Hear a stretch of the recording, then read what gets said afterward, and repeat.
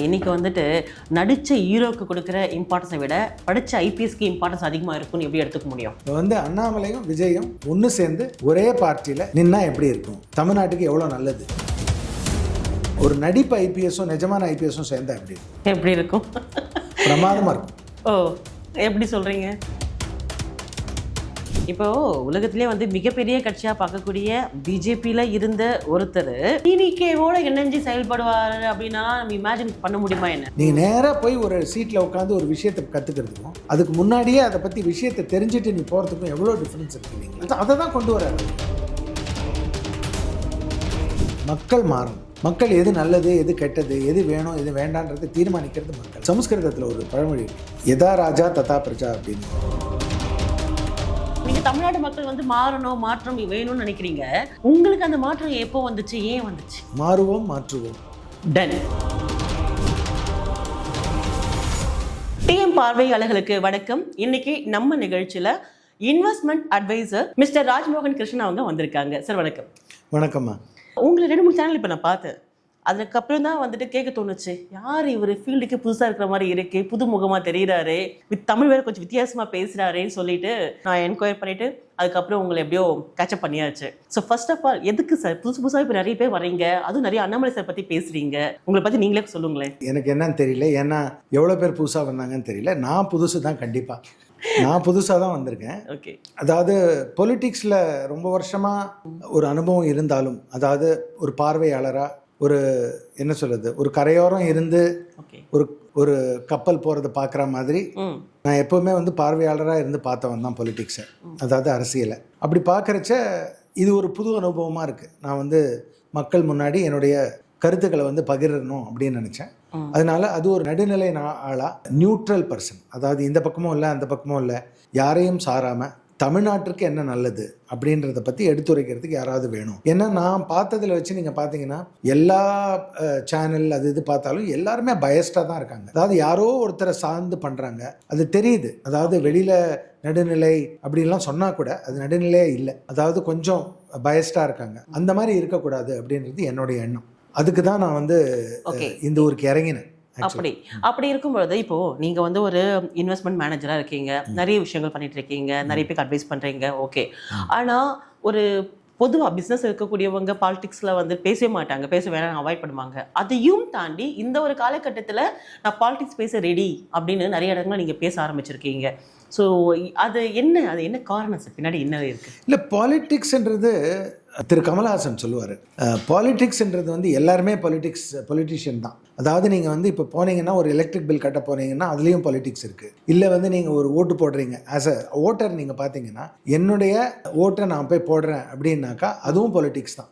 So அதனால் politics is not new, அது ஒரு புதுசு கிடையாது. ஓகே. அதனால் எனக்கு ஒன்றும் அது வந்து ஒரு என்ன சொல்கிறது, ஒரு தீண்டத்தகாததாக தெரியலை. ஓகே, மக்களுக்கு எது நல்லது, மக்களுக்கு எது போய் சேரணும், அதை கண்டிப்பாக வந்து யாராவது ஒருத்தர் சொல்லணுன்றது என்னுடைய ஒரு இதுவாக இருந்தது. அதனால நான் வந்தேன். ஓ, அதான் உங்களுக்கு அந்த இன்ட்ரெஸ்ட். ஓகே. பொதுவாக இப்போ பார்க்கும்போது உங்களுக்கு பார்க்கும்போது ஒரு பிராமண சமூகத்தை சேர்ந்த ஒரு நபராகவும் பார்க்க முடியுது பார்த்த உடனே. ஓகே. அப்படி இருக்கும்போது பொதுவாக எல்லாருக்கும் நீங்கள் தான் சொல்லிட்டீங்க, என்னை யாரும் பார்த்தா அப்படி சொல்லவே மாட்டாங்க. அப்படியா? தமிழ் பேசினா சொல்லுவாங்களே தவிர நார்மலாக பார்த்த உடனே நீங்கள் என்ன வந்து நார்த் இந்தியனா, நீங்கள் வந்து உங்களுக்கு என்ன டெல்லியா, நீங்கள் பஞ்சாபா அப்படின்னு தான் கேட்பாங்க. நீங்கள் தான் வந்து நான் பேசினதுனாலே என்னமோ நீங்கள் அப்படி சொல்லிட்டீங்க. பட் பரவாயில்ல, சொல்லுங்கள். அப்படி இல்லை, இங்கே தமிழ்நாட்டில் வந்து அப்படி தானே பேசப்பட்டே வந்துருக்குல்ல. யார் பேசுகிறாங்க அப்படின்னா உடனே வந்து அவங்க இவங்களா இருப்பாங்களா, அவங்களா இருந்தால் இவங்க இப்படி பேசுவாங்க, இவங்களா இருந்தால் அப்படி பேசுவாங்க, அப்படி தானே இருக்கும். ஸோ அதனால தான் நானும் கேட்குறேன், ஒருவேளை நீங்கள் அப்படி இருந்தீங்க அப்படின்னா உங்களுடைய ஆதரவு வந்துட்டு வலதுசாரியை நோக்கி மட்டும் தான் இருக்கும் அப்படின்னு நம்ம எடுத்துக்கலாமா? இல்லை, நான் ஒரு விஷயம் என்னை பற்றி கொஞ்சம் பேக்ரவுண்ட் தெரிஞ்சதுன்னா நீ உங்களுக்கு புரியும். நான் வந்து ஒரு சின்ன வயசுலேருந்து எங்கள் ஃபாதர் வந்து நாங்களாம் வந்து தண்டையார்பேட்டையில் வளர்ந்தவங்க. ஓகே. நாடார் சமூகத்தோட ரொம்ப பழக்கம் ஜாஸ்தி. எங்கள் அப்பா வந்து அங்கே ஹோட்டல் வச்சுருந்தாங்க. அந்த நாடார் சமூகத்தில் பழக்கம் இருக்கிறதுனாலே என்னமோ எங்களுக்கு வந்து ஒரு இவங்க இந்த மாதிரி அவங்க இந்த மாதிரி ஜாதி அது இது அதெல்லாம் கிடையவே கிடையாது. எங்கள் வீட்டில் எப்போவுமே பார்த்தீங்கன்னாக்கா பல மதத்தவங்க இப்போ ஹிந்துஸ்லேயே நீங்கள் பார்த்தீங்கன்னா பல கேஸ்ட் இருக்கிறவங்க வருவாங்க போவாங்க, நம்ம வீட்டில் சாப்பிடுவாங்க. நாங்கள் அப்படி தான் வந்திருக்கோம். எங்களுக்கு அதெல்லாம் வந்து வித்தியாசமாகவே தெரியாது. ஓகே. ஸோ அதனால் இது வந்து ஒரு நரேட்டிவ் தானே தவிர எல்லாரும் செட் பண்ணுறாங்க இந்த மாதிரி. அவங்க கேள்வியே அப்படிதான், அதுக்கு தான் வருது. ஏன்னா இப்போ லெஃப்டிஸ்ட் அப்படின்னு இருக்கக்கூடியவங்க எதிர்க்கிறதே வந்து இந்த விஷயத்த சொல்லி தான் எதிர்க்கிறாங்க. அதனால தான் இந்த கேள்வியுமே வருது என்கிட்ட இருந்து. இல்லை, இது வந்து நான் என்னை பொறுத்தவரை லெஃப்டிஸ்ட்ன்றது வந்து எப்படின்னு தெரியல. பட் கடவுள் நம்பிக்கை இருக்கிறவங்க கடவுள் நம்பிக்கை இல்லாதவங்கன்னு பிரிச்சுக்கலாமா? அதுதான் உண்மை. ஓகே, இந்த ஜாதி மத அடிப்படையை விட கடவுள் நம்பிக்கை இருக்கிறவங்க கடவுள் நம்பிக்கை இல்லாதவங்க. இந்த லெஃப்டிஸ்ட் எடுத்துக்கிட்டிங்கன்னா வெளியில் அட்லீஸ்ட் பார்க்குறவங்களுக்கு கடவுள் நம்பிக்கை இல்லாதவங்களா தோணும். ஓகே, மற்றவங்களுக்கு எல்லாம் வந்து கடவுள் நம்பிக்கை இருக்கிறவங்க தான். புரியுதுங்களா? வெளியில் எப்படி சொல்கிறாங்களோ, ஆனால் லெஃப்டிஸ்ட் மோஸ்ட்லி வெளியில் வந்து கடவுள் நம்பிக்கை இல்லாதவங்களா தான் சொல்கிறாங்க. ஆனால் அப்படி தான் நான் பார்க்குறேனே தவிர இவங்க வந்து வலதுசாரி அவங்க இடதுசாரின்னு நான் பார்க்கல. ஓகே, சரி. ஒரு அழகான ஒரு விஷயத்தை நீங்கள் சொல்லியிருக்கீங்க. பொதுவாக உங்களை பார்த்தோன்னே எனக்கு கேட்க தோணுன ஒரு கேள்வி, இந்துக்கள் அப்படின்னு எடுத்துக்கிட்டாலே வந்துட்டு ஒரு ஒற்றுமையே இல்லாதவங்க அப்படின்னு பொதுவாக பேசுகிறாங்க. நிறைய பேர் வந்துட்டு இந்த அரசியல் ஆலோசகராக கலந்து இருக்கக்கூடியவங்களும் பேசுறதை நம்ம பார்க்குறோம், மக்கள் மத்தியில் பேசுறதும் பார்க்குறோம். அதனால தான் இப்போ இங்கே வந்து பிளவுபட்டு இருக்குது, மீண்டும் மீண்டும் வந்து பிளவுபட்டு கட்சிகள் கூட வந்து உடஞ்சி போகுது. அவங்கெல்லாம் ஒரு பக்கமாக ஜாயின் பண்ணி ஒரு பார்ட்டி சைடில் நிற்கிறதுக்கு வந்து ஒரு ஸ்பேஸே இல்லாத மாதிரி இருக்குது அப்படியெல்லாம் விமர்சனம் வருது.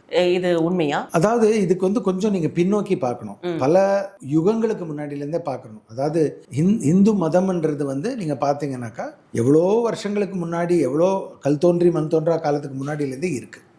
ஓகே, அது இந்துவான் பேர் இல்லாமல் இருக்கலாம், வைணவம் இருக்கலாம், சைவம் இருக்கலாம், அந்த மாதிரி இருந்திருக்கலாம். ஓகே, அதில் வந்து என்ன சொல்லி கொடுக்குறாங்க? சொல்லி கொடுக்கறது அத்தனையுமே வந்து எல்லாரையும் ஒன்றா நினை, எல்லாரையும் பிரிவினை பார்க்காத, வந்து எல்லாரையும் தன்னோடதையாக நினை.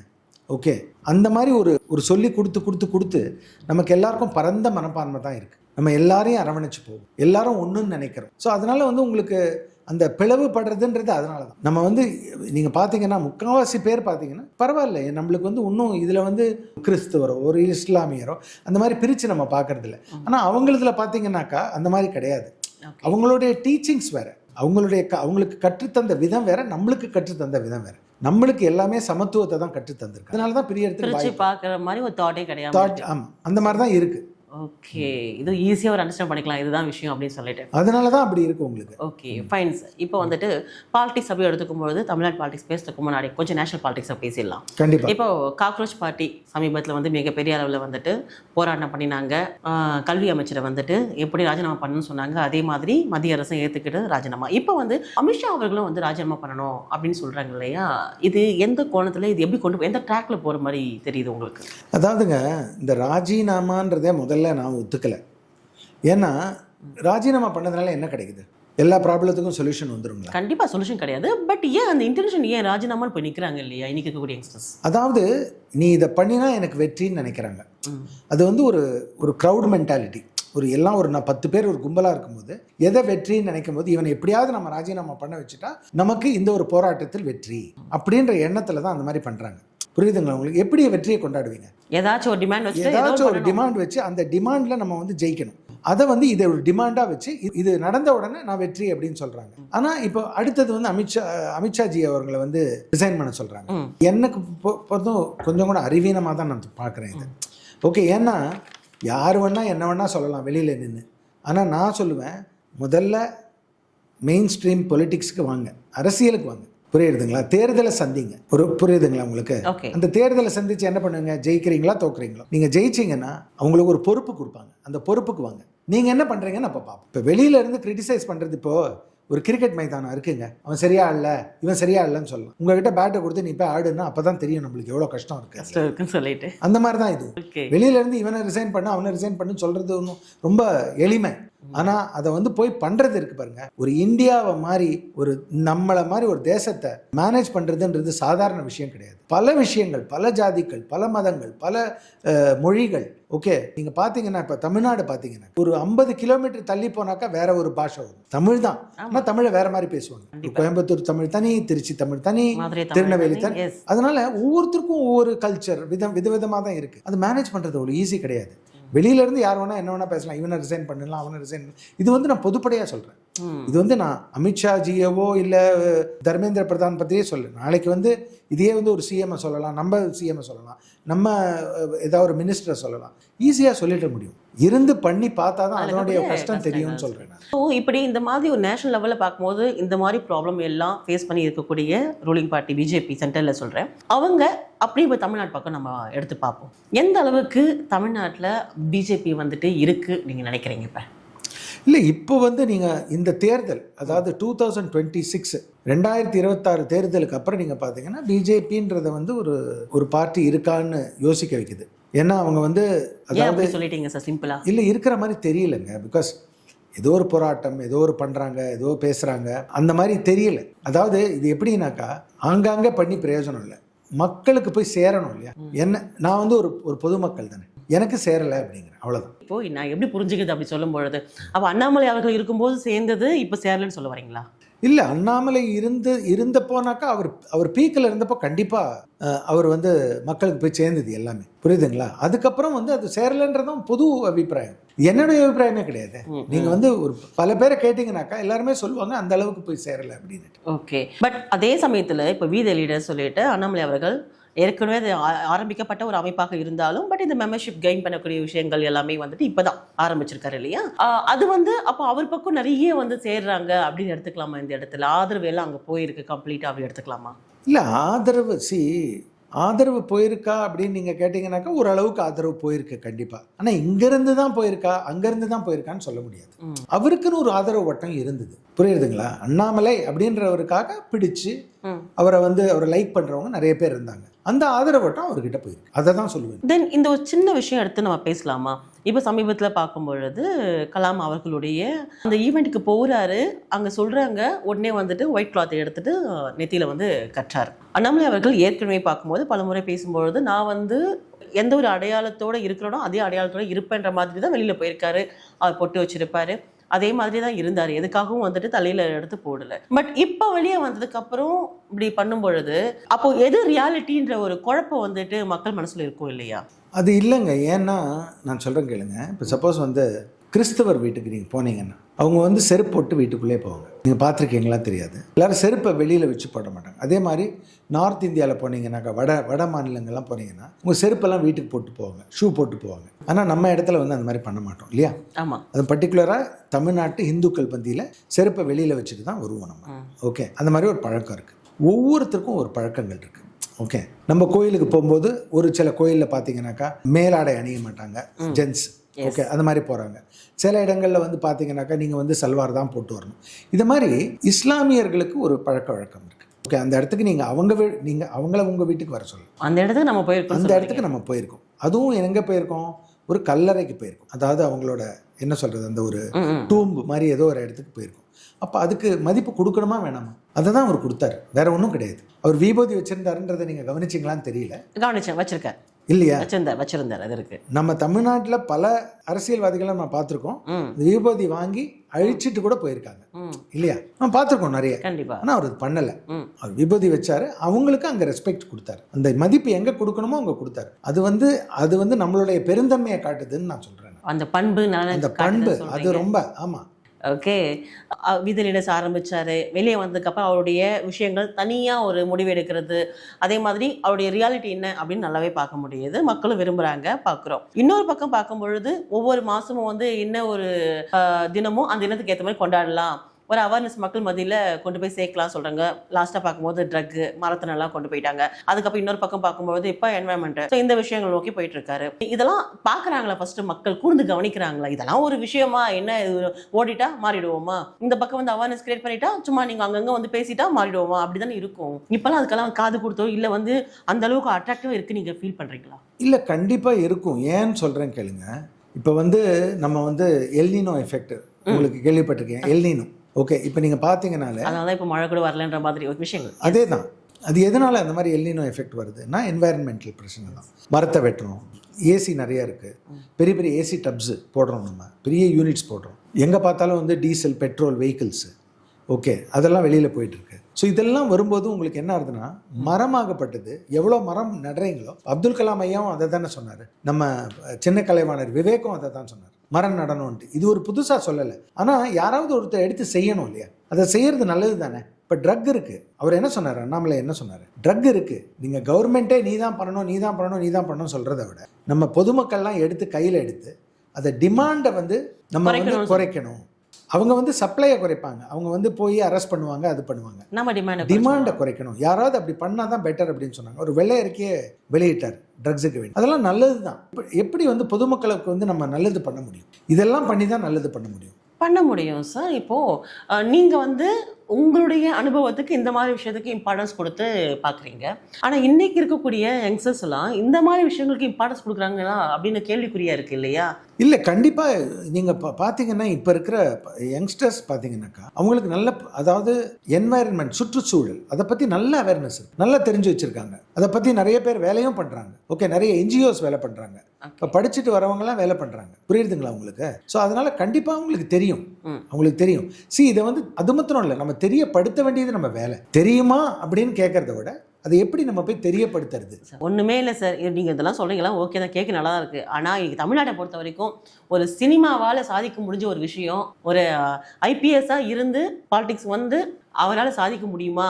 அந்த இம்பார்ட்டன்ஸ் வந்துட்டு மாறுமா மக்கள் மனசில்? அது டவுட்டாகவே இருக்குல்ல இன்னமும். அதாவதுமா, சினிமா வந்து மோகம்ன்றது வந்து கண்டிப்பாக தமிழ்நாட்டில் இருக்குது. அது இன்னைக்கு நேற்று கிடையாது. நீங்கள் 70-80 வருஷமாக வந்து சினிமா மோகம் இருக்க தான் செய்யுது. எம்கே தியாகராஜர் பாகவதர் காலத்துலேருந்து பார்த்தீங்கன்னாக்கா சினிமா மோகம் இருக்குது. அது கண்டினியூ ஆச்சு. எம்ஜிஆர் ஆச்சு, இவர் கலைஞர் ஆச்சு, ஜெயலலிதா அம்மா ஆச்சு, விஜயகாந்த் ஆச்சு, சரத்குமார் ஆச்சு, எவ்வளோ பேர் வந்துட்டாங்க. ஓகே, இப்போ 2-3 பேர் தான் முதல்வராக வந்தாங்க. ஓகே, மற்றவங்களால முதல்வராக வர முடியல. அது வந்து சீக்கிரம் கொண்டு சேர்த்துருது. ஓகே, ஆனால் உங்களுடைய இப்போ நீங்கள் பார்த்தீங்கன்னா ஒரு நிஜ ஐபிஎஸ், ஓகே, இப்போ அண்ணாமலை மாதிரி ஒருத்தர் பார்த்தீங்கன்னாக்கா அந்த அளவுக்கு வேலை ஜாஸ்தி செய்ய வேண்டியிருக்கு. நீங்கள் வந்து 10 நிமிஷத்தில் பண்ணுற வேலையை அவர் 1 மணி நேரம் பண்ணால் தான் கொண்டு சேரும். ஆனால் சேருமா அப்படின்னு கேட்டால் சேராதுன்னு சொல்ல முடியாது. கண்டிப்பாக சேரும், கண்டிப்பாக சேரும். எப்படி சார் இன்னைக்கு வந்துட்டு நடித்த ஹீரோக்கு கொடுக்குற இம்பார்ட்டன்ஸை விட படித்த ஐபிஎஸ்க்கு இம்பார்ட்டன்ஸ் அதிகமாக இருக்கும்னு எப்படி எடுத்துக்க முடியும்? அதாவதுங்க, இப்போ நீங்கள் வந்து ஒரு நடிகர் வந்து நீங்கள் பார்த்தீங்கன்னாக்கா ஒரு போலீஸாக நடிப்பார். ஆனால் இவர் வந்து உண்மையான போலீஸ். அதுக்குள்ள மதிப்பு தான். புரியுதுங்களா உங்களுக்கு? நான் நடிகரை வந்து கம்மியாக வந்து மதிப்பிடலை. எம்ஜிஆர் ஆகட்டும், ஜெயலலிதா அம்மாவாகட்டும், அதே மாதிரி இப்போ விஜய் ஆகட்டும், அவங்களுக்கு அறிவில்லைன்றதோ அவருக்கு வந்து அவங்களால பண்ண முடியாதுன்றதோ நான் சொல்ல மாட்டேன். எல்லாருக்கும் இருக்க வேண்டியது இருக்குது. ஆனால் ஒரு படிச்சுட்டு வராங்க பார்த்தீங்களா, ஒரு 10 வருஷத்தோட படிப்பு இருக்கு இல்லையா, அதுக்கு ஒரு தனி திறமை இருக்கும் இல்லையா? கண்டிப்பாக ஒரு என்ன சொல்கிறது, ஒரு கற்பனையான ஒரு விஷயத்த சொல்கிறேன். ஒரு நடிப்பு ஐபிஎஸும் நிஜமான ஐபிஎஸும் சேர்ந்தா எப்படி இருக்கும்? பிரமாதமாக இருக்கும். ஓ, எப்படி சொல்கிறீங்க? இல்லை, நான் யோசிச்சு பார்க்குறேன். இப்போ வந்து அண்ணாமலையும் விஜயும் ஒன்று சேர்ந்து ஒரே பார்ட்டியில் நின்னா எப்படி இருக்கும்? தமிழ்நாட்டுக்கு எவ்வளோ நல்லது. நல்லா இருக்காது. நடக்குமா நடக்காதான்றது வேற விட்டுருங்க. தமிழ்நாட்டுக்கு நல்லதா நல்லது இல்லையா, அதை தான் நீங்கள் பார்க்கணும். நடக்காதுன்றது வேற விஷயம். புரியுதுங்களா உங்களுக்கு? இப்போ விஜய் வரமாட்டாருன்னு எவ்வளோ பேர் சொன்னாங்க, வரலையா? ஸோ எதுவும் நடக்காதுன்னு சொல்ல முடியாது. வேற அப்படி பார்க்கும்போது அது வேற. இப்போ உலகத்திலே வந்து மிகப்பெரிய கட்சியாக பார்க்கக்கூடிய பிஜேபியில் இருந்த ஒருத்தர் வெளியே வந்து தனியாக வீத லீடர்ஸை ஃபோக்கஸ் பண்ணும் பொழுது ஒரு 2-3 வருடங்களுக்கு முன்பு ஆரம்பிக்கப்பட்ட, அவங்க என்னதான் ஆட்சியை பிடிச்சாலும் கூட டிவிகேவோட இணைஞ்சு செயல்படுவார் அப்படின்னா நம்ம இமேஜின் பண்ண முடியுமா என்ன? இல்லை, நான் வந்து உங்களை இமேஜின் பண்ண சொல்லலை. நான் சொன்னேன், நான் வந்து அது ஒரு கற்பனையாக நான் நினச்சி பார்க்குறேன். தமிழ்நாட்டுக்கு நான் முதலே சொன்னேன் உங்களுக்கு, தமிழ்நாட்டுக்கு எது நல்லது அப்படி பார்க்கும்போது ஒரு விஜய் வந்து ஒரு பார்ட்டி பிரசிடென்ட், ஒரு அண்ணாமலை ஒரு சீஃப் மினிஸ்டர். இது கற்பனை தான். அப்படி இருந்தால் நல்லா இருக்கும். என்கிட்ட ஒரே எனர்ஜி எல்லாம் ஒன்றா வந்ததுனாக்கா, 2 பேரும் யங்ஸ்டர்ஸ் எனர்ஜி ஒன்றா வந்ததுனாக்கா தமிழ்நாடு எவ்வளோ நல்லா இருக்கும். 2 பேருமே வந்து தவிர்க்க முடியாத யங்ஸ்டர்ஸ் அப்படின்னு அந்த லிஸ்ட்டில் கொண்டு வந்துடுறீங்களா நீங்கள் தமிழ்நாடை பொறுத்த வரைக்கும்? கண்டிப்பாக யார் யார் நல்லது பண்ணுறாங்களோ எல்லாம் அதாவது திருப்பி சொல்கிறேன் நான், திரும்ப அதுதான் நடக்குமா நடக்காதான்னு கேட்டிங்கன்னா நடக்காதா இருக்கலாம் 100%. ஓகே, ஆனால் இருந்தால் நல்லா இருக்கும்னு சொல்கிறேன். ஒரு வேலை சும்மா ஒரு இமேஜினேஷன் தான். இப்போ வந்துட்டு அண்ணாமலை சார் அவர் கூட பார்க்கும்போது நீங்கள் சொன்னீங்க இல்லையா, ரியலாக ஐபிஎஸ் இருந்ததுக்கும் ஒரு போலீஸ் இல்லை நடிக்கிறதுக்கும் அப்படின்ற மாதிரி, அவர் நிஜமாவே ஒரு 4 படத்தில் ஐபிஎஸ்ஸாக நடிச்சு தமிழ்நாட்டில் ஒரு 4 படம் ரிலீஸ் பண்ணிட்டு அதுக்கப்புறம் பாலிடிக்ஸ் வந்திருந்தா எப்படி இருக்கும் அப்படின்னு நம்மளும் ஒரு கற்பனையில் பேசலாம் இல்லையா? எப்படி இருக்கும் நினைச்சு பாருங்களேன். ரீச் அதிகமாக இருந்திருக்குமோ, இன்னும் அதிகமாக இருந்திருக்குமோ, மக்கள் ஈஸியாக அக்செப்ட் பண்ணியிருப்பாங்களா? தமிழ்நாட்டை பொறுத்தவரையிலும் உங்களுக்கே தெரியும், நிறைய பேர் அந்த மாதிரி ட்ரை பண்ணியிருக்காங்க. அப்படி எப்படி சார்? ரியலாக இருந்துட்டு ரீலாவா? இல்லை, அதாவது நடிகராக இருந்து அதுக்கப்புறம் அரசியலாக வந்தது. ஆமாம், அதாவது அரசியலுக்கு வரத்துக்கு முன்னாடி நடிகராக பயிற்சி எடுத்து அதுக்கப்புறம் எல்லாரையும் சென்றடைஞ்சு அதுக்கப்புறம் நீங்க யாரை சொல்றீங்கன்னு தெரியல, அரசியலுக்கு வந்திருக்கு. இல்லை, நமக்கு முன்னாடி பழக்கம் இருக்கு இந்த மாதிரி வந்தது. ஓகே, ஆனால் அப்படி வந்து அண்ணாமலை வருவாரான்னு கேட்டால் வரமாட்டாரு. பட் அந்த ரூட் தேவையில்லாமல் போயிடுச்சா, இல்லை அப்போ தெரியாமல் இருந்திருக்கா அப்படின்னு சொல்லிட்டு? ஏன்னா தமிழ்நாடு மக்கள் வந்துட்டு படத்தை பார்த்தே வளர்ந்துருக்காங்க, யங்ஸ்டர்ஸும் படத்தை பார்த்தே வளர்ந்துருக்காங்கன்ற மாதிரி தானே, அதுதான் ரீச் அதிகமாக இருக்கு இல்லையா? அப்போது நல்லா படித்த திறமையான ஒரு மனிதர் வந்துட்டு இங்கே தமிழ்நாட்டில் நெக்ஸ்ட் லெவல் மூவ் ஆகணும் அப்படின்னா எது தடையா இருக்கிறது எடுத்துக்கலாம் சார்? அப்போ இல்லை, மக்கள் வந்து கொஞ்சம் மாறணும். மக்கள் தான் எனக்கு என்ன வேணும் நான் தான் தீர்மானம் பண்ணணும். மக்கள் மனசுல வந்து என்ன இருக்குன்றது நமக்கு தெரியாது. ஆனால் என்ன கேட்டிங்கன்னா எது மாற்றும் இதைன்னா மக்கள் மனது தான் மாற்றும். எனக்கு வந்து படித்தவர் வேணும், எனக்கு வந்து இங்கே நிறைய விஷயங்கள் பண்ணணும் அப்படின்னு நினச்சாங்கனாக்கா கண்டிப்பாக மாறலாமே. மக்கள் தீர்ப்பே மகேசன் தீர்ப்புங்க. ஓகே தென் இப்போ டிவிக்கே ரூலிங் பார்ட்டி எப்படி இருக்கு? நீங்க ஒரு சில வீடியோல சொல்லியிருந்தீங்க சம்திங் கரப்ஷன் வந்துட்டு மெயினாக ஃபோக்கஸ் பண்றாங்க அப்படி சொல்லிட்டு. அதுவே மிகப்பெரிய ஒரு ஆயுதம் தானே இன்னைக்கு தமிழக மக்களுக்கு. ஸோ நெக்ஸ்ட் வரக்கூடிய காலகட்டங்களில் இம்பாக்ட் எப்படி இருக்கும்னு நினைக்கிறீங்க சார் தமிழ்நாட்டில் டிவிக்கேவுடைய ரூலிங்? அதாவது நீங்கள் வந்து ஒன்றுமே பண்ணாமல் வெறும் கரப்ஷனை மாத்திரமே அவங்க ஃபோக்கஸ் பண்ணி அதை எராடிகேட் பண்ணிட்டாங்கன்னா, அதை ஒழிச்சிட்டாங்க அப்படின்னு வச்சுங்க, தமிழக மக்கள் வந்து தலையில் குத்துக்கி வச்சு கொண்டாடுவாங்க. எங்கிட்ட நமக்கு வந்து ஒரு 25, 30, 40 வருஷமாக கரப்ஷனே பார்த்து தான் வளர்ந்துருக்கும். புதுசாக இருக்குன்றீங்க ஆச்சு. புதுசாக இருக்கும், கண்டிப்பாக புதுசாக இருக்கும். ஓகே, அது போய் சேரும் மக்களுக்கு சீக்கிரமாகவே. இப்போவே சேர்ந்துருக்குன்றேன். இப்போவே நீங்கள் பார்த்தீங்கன்னா ஒரு 4 பேர்கிட்ட நீங்கள் பேச ஆரம்பிச்சிங்கன்னா அவங்களே சொல்லுவாங்க. ஓகே, நான் நிறைய பேர்கிட்ட பேசிட்டேன் இது வரலும். அவங்க சொன்னாங்க இது வரலும் நான் வந்து ஒரு வீடு கட்டுறதுக்கு பிளான் கொடுத்தேன், நான் வந்து நார்மலாக வந்து 2-2.5 லட்சம் ரூபாய் கேட்குறாங்க, இப்போ ஒன்றுமே கேட்கல, கொடுத்த உடனே வந்துருச்சு அப்படின்றாங்க. ஸோ அந்த மாதிரி பல விஷயங்கள் நடக்குது. ஓகே, ரியலாகவே நல்ல விஷயம் நடக்குது. ஸோ அப்போது அந்த மாதிரி நல்ல விஷயம் நடந்துட்டு இருக்கும் பொழுது இப்போ அண்ணாமலை அவர்கள் வந்து ஒரு பக்கம் வீத லீடர்ஸ் புதுசாக பார்ட்டி ஆரம்பிக்க போகிறேன்னு சொல்கிறாரு. அவர் எந்த இடத்துல தேவைப்படுவார்? அப்போ அவருடைய தேவை எங்கே ஏற்பட போகுது? அப்போ அதாவது ஒருத்தர் நல்லா பண்றாரு அப்படின்னா இவர் என்ன அப்போ? இல்லைங்க, 2 மாதம் தானங்க ஆயிருக்கு. 5 வருஷத்துல 2 மாசங்கிறது எவ்வளவு பாருங்க, ஒண்ணுமே இல்லை. இன்னும் எவ்வளோ நாட்கள் இருக்கு. ஓகே, அது மாத்திரம் இல்லை, இவர் வந்து அர்ஜென்ட்டா இன்னைக்கே பார்ட்டி ஆரம்பிச்சு நாளைக்கே முதல்வர் ஆகணும்னு சொல்லவும் இல்லை. சொல்லல, கண்டிப்பா சொல்லல. புரியுதுங்களா? ஸோ அவர் வந்து ஹார்ட் ஒர்க் பண்றதுக்கு ரெடியா இருக்காரு, கஷ்டப்படுறதுக்கு ரெடியா இருக்காரு. அவர் வந்து அவசரத்துல பண்ணல. 2031 இல்லை 36 இருந்தா கூட நான் வெயிட் பண்றதுக்கு ரெடி அப்படின்னு தான் சொல்றாரு. அதனால அவருக்குன்ற காலம் வரும். அந்த காலத்துக்காக தான் வெயிட்டிங். அந்த காலத்துக்காக காத்திருப்பாங்க மக்கள் கண்டிப்பா. எப்படி சார் இருக்கு வீத லீடர்ஸ்ல ஒரு ஆதரவு அலை மக்கள் மத்தியில் இருக்கு நீங்க நினைக்கிறீங்களா? இல்ல, மக்கள் மத்தியிலனாக்கா அவருடைய ரசிகர்கள் பிடிச்சவங்க அவர்கிட்ட இருக்காங்க. இப்போ பொதுமக்கள் இன்னும் வரணும் அப்படின்னாக்கா அவர் என்ன பண்ணுவாருன்னு எதிர்பார்ப்பாங்க. அது வந்து பரவரதான் தெரியும். ஆனா அதாவது அவர் மிகப்பெரிய ஒரு நடிகரும் கிடையாது, அதே மாதிரி வேற ஒரு மிகப்பெரிய செலிபிரிட்டின்னு வேற டிபார்ட்மெண்ட்லயும் சொல்ல முடியாது. ஆனால் ஐபிஎஸ் ஆஃபீஸர் சொன்ன உடனே அடுத்த ஒரு 4 நாளில் அனௌன்ஸ் பண்ண 4 நாளில் இந்த 19 lakhs இருந்துச்சு. அது வந்து ஒரு சின்ன அக்கௌண்ட்ஸ் தான் எடுத்துக்கலாமா, இல்லை இதே மிகப்பெரிய விஷயம் எடுத்துக்கலாமா சார்? இல்லை, 20 லட்சம் ஒரு 1.5 மாதத்துலன்றது ஒரு பெரிய நம்பர். ஒரு நாளைக்கே 1000 பேர் 1500 பேர் சேர்ந்துக்கிட்டு தான் இருக்காங்க ஒரு நாளைக்கு. அதனால கண்டினியூஸாக வந்து ஆளுங்க வந்து அவர் பின்னாடி வந்துட்டு தான் இருக்காங்க. அவர் பார்க்குற அவர் பேசுறது, அவர் பண்ணுறது அதெல்லாம் பிடிச்சி அவங்க வந்துக்கிட்டு தான் இருக்காங்க. ஸோ அதனால் வளர்ச்சி பாதையில் தான் இருக்குது. ஆனால் நிறைய பேர் சொல்கிறாங்க இல்லை சீக்கிரம் வந்தாங்க, இப்போ வந்து தேக்க நிலை இருக்குது அப்படின்னு. அது வந்து மெதுவாக தான் வரும்.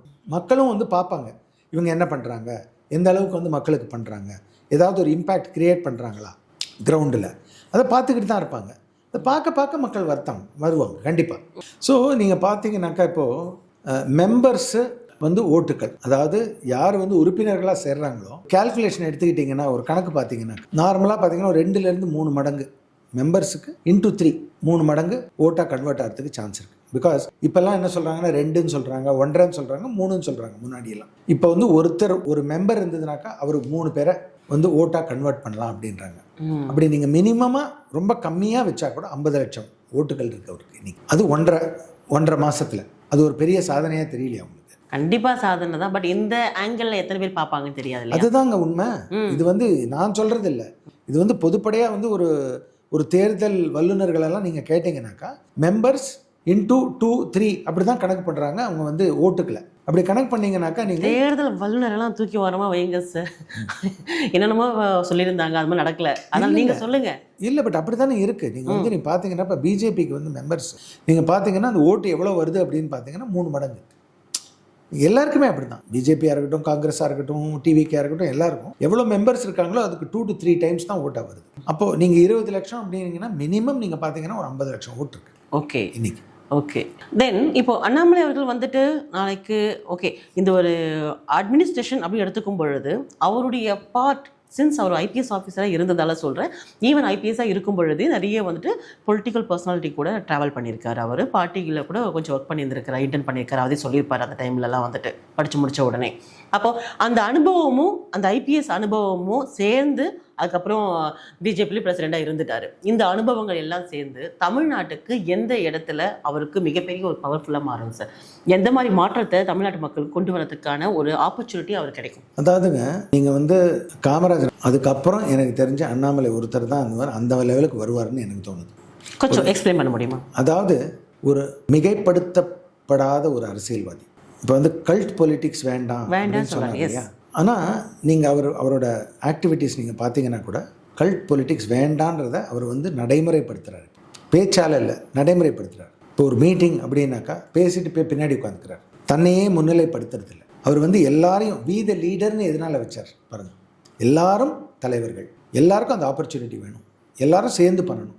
ஒருத்தரே தலைவர்னு சொல்லக்கூடாதுன்றது தான் அவரோட பிரின்சிபல். நீங்கள் ஒரு பேச்சிலேருந்து நான் சொல்கிறேன். கண்டிப்பாக அவர் பப்ளிக்கில் என்ன பேசினாலும் அதுதான் பேசுறாரு. ஸோ அதை பேசுறது அதுவே ஒரு புதுத்தன்மைன்ற நான் அதுவே எத்தனை பேர் பேசுகிறாங்க. ஈவன் பிஜேபியில் இருக்கும் பொழுதும் அவர் வந்துட்டு மாவட்ட தலைவர்கள் கலந்து கொண்ட அந்த ஈவெண்ட்ஸ் எல்லாம் இருக்கும், அந்த ஊரில் கலந்துக்கும் பொழுது ஈவெண்ட் நடக்கக்கூடிய ஊரில் இருக்கக்கூடிய அந்த மாவட்ட தலைவர்கள் யாராவது பக்கத்தில் இருந்தால் கூட அவங்க தான் முதல்ல இந்த பக்கம் தள்ளி விட்டுடுவார், அவர் அந்த பக்கம் போயிடுவார் பிரதமர் வரும்பொழுதெல்லாம் எப்பவுமே. ஸோ அந்த முன்னிலைப்படுத்தக்கூடிய விஷயங்கள் பார்க்கும்போது அவரை படுத்துக்கிட்டு தான் நானுமே பார்த்தது இல்லை. அது மாத்திரம் இல்லை, அவர் வந்து ஒரு சின்ன குழந்தை கூட அவரை ரீச் பண்ண முடியும். அவர் வந்து அகந்து போயிட மாட்டார் ஒரு ஆளுங்க கிட்டேருந்து. ஓகே, அவர் வந்து அவரை ரீச் பண்ண முடியும், அவர்கிட்ட பேச முடியும், அவர்கிட்ட பழக முடியும். ஒரு ரீசெண்டாக என்னோட ஃப்ரெண்டு ஒருத்தர் சொல்லிட்டு இருந்தார். அவர் வந்து அவரோட டிரைவர் வந்து அண்ணாமலைக்கு பெரிய ஃபேன் போல, அவர் வந்து ரசிகர். அப்போ இவர் கேட்டாராம் அவர்கிட்ட போயிட்டு, என்னுடைய வந்து டிரைவர் உங்கள் பெரிய ரசிகர், அவர்கிட்ட ஒரு ஃபோட்டோ எடுத்துப்பீங்களான்னு. அவர் கூப்பிட்டு கட்டி பிடிச்சி ஃபோட்டோ எடுத்தாராம். எத்தனை பேர் பண்ணுவாங்க இதெல்லாம்? இல்லை, அது உண்மைங்க. நானே பல கூட்டங்களை பார்த்துருக்கிறேன். அவரே கஷ்டப்படனா வாங்கி அவரே செல்ஃபி எடுத்து விடுவார். அதான் ரொம்ப ஆசையாக எடுத்துப்பாங்க. ஸோ ஒரு புதுவிதமான ஒரு அரசியலை கொண்டு வரணும்னு நினைக்கிறாரு அவர். ஓகே, அது பிஜேபியில் இருந்தப்போ அப்படி தான் பண்ணிட்டு இருந்தார். இப்போவும் அதை தான் பண்ணுறாரு. பிற்காலத்தில் இன்னும் அதை வந்து பல இடங்களில் அவர் வந்து செயல்படுத்துவாருன்றது என்னோட நம்பிக்கை. ரைட். ஓகே, இப்போது ஒரு தலைவராக அப்படி பார்க்கும் பொழுது இந்த மாதிரி விஷயங்கள்லாம் கொண்டு வராருன்றது நீங்கள் மக்கள் கொண்டு போய் சேர்க்குறீங்க. அதே சமயத்தில் வீத லீடர்ஸோ இல்லை புதுசாக வந்து வீத லீடர்ஸுக்கு வரணும்னு நினைக்கிறவங்களோ இல்லை அவரை சந்திச்சுட்டு வாழ்த்திட்டு சில விஷயங்கள் பேசிட்டு வீத லீடர்ஸில் பயணிக்கணும்னு நினைக்கிறவங்களுக்கோ அந்த இடத்துல ஒரு ஸ்பேஸே இல்லாத மாதிரி இருக்குன்னு சிலர் சொல்கிறதா வந்துட்டு கேள்விப்பாரு. Is that true? அவர் ரீச் பண்ண முடியல மக்கள் சொல்கிறாங்க சிலர். அது உண்மையா? இல்லை, ரீச் பண்ண முடியலன்னா எந்த விஷயத்தில் சொல்கிறீங்க? அவர் ரீச் பண்ணி பார்க்க முடியல, அவர்கிட்ட பேச முடியல, அந்த மாதிரியெல்லாம் சொல்கிறதையும் பார்க்குறோம். அதே மாதிரி அவர் மதிக்க மாட்டார், எல்லாரையும் மதிச்சுட்டெல்லாம் இருக்க மாட்டார் அப்படின்னு சொல்கிறாங்க. அதெல்லாம் உண்மை கிடையாது. அதெல்லாம் உண்மை கிடையாது. எல்லாரும் நான் தான் உங்களுக்கு இப்போ எக்ஸாம்பிள் டைரெக்டாக கொடுத்துட்டேன். இது லைவ் எக்ஸாம்பிள். இது வந்து உண்மையாக நடந்த விஷயத்த நான் உங்ககிட்ட சொல்லிட்டேன். அவருக்கு அந்த மாதிரி ஒரு எண்ணமே கிடையாது. எல்லார்கிட்டையும் நல்லா பழகுவார், எல்லார்கிட்டையும் வந்து ஒரு பந்தா இல்லாமல் பழகக்கூடியவர். ஆமாம், அதில் வந்து டவுட்டே கிடையாது. எனக்கு அவரை தெரியும். ஓகே, அந்த மாதிரி பர்சன் கிடையாது. அப்போ உங்களுக்கு தெரியும்னு சொல்கிறீங்க இல்லையா? ஆமாம், ஏற்கனவே நீங்கள் இன்டர்வியூ சொல்லியிருந்தீங்க.